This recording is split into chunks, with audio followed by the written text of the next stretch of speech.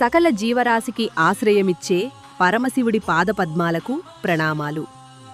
గుంటూరు సమీపంలోని పెదకాకానిలో స్వయంభువుగా వెలసిన శ్రీ మల్లేశ్వరస్వామి దేవస్థానం భక్తుల హృదయాల్లో శాశ్వతమైన స్థానాన్ని సంపాదించుకున్న ఒక అద్భుత ఆధ్యాత్మిక కేంద్రం.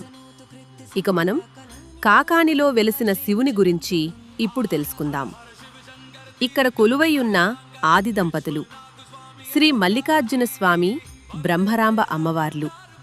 శ్రీశైల మహాక్షేత్రంలోని జ్యోతిర్లింగానికి సాటిగా భక్తుల కోర్కెలు తీర్చే కల్పవృక్షాలుగా ఆరాధనలు అందుకుంటున్నారు. వారి దివ్య సన్నిధి ఈ ప్రదేశాన్ని అత్యంత పవిత్రంగా మార్చింది. యుగయుగాలుగా ఎందరో మహర్షులు, చక్రవర్తులు, దేవతలు సైతం ఈ క్షేత్రాన్ని దర్శించి తరించారు. సాక్షాత్తు శ్రీరామచంద్రుడు వనవాస సమయంలో ఇక్కడ శివలింగాన్ని ప్రతిష్ఠించి నిత్యం పూజలు చేసేవారని, విజయనగర సామ్రాజ్యాధీశుడు శ్రీకృష్ణదేవరాయలు సైతం ఈ స్వామి కృపతో విజయాలు సాధించారని స్థల పురాణం ఘోషిస్తుంది. మల్లెపూల సుగంధంతో నిత్యం ఆరాధించబడే ఈ స్వామిని మల్లికార్జునుడు అని ప్రేమగా పిలుచుకుంటారు.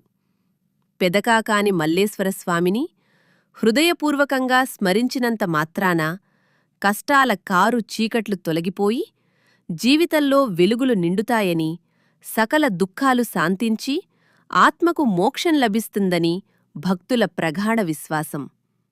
ఇక్కడ ప్రతి ఉదయం శివనామ స్మరణతో, ప్రతి సాయంత్రం దీపకాంతులతో వాతావరణం దివ్యశక్తితో నిండిపోతుంది. ఈ మహిమాన్వితమైన క్షేత్రాన్ని దర్శించి ఆ పరమశివుని అనుగ్రహాన్ని పొంది మీ మనసు ప్రశాంతంగా, మీ జీవితం ఆనందమయంగా మారాలని ఆశిస్తున్నాను. ఓం నమః శివాయ. ఇలాంటి మరిన్ని ఆధ్యాత్మిక విషయాల కోసం మా ఛానల్ని సబ్స్క్రైబ్ చేయండి.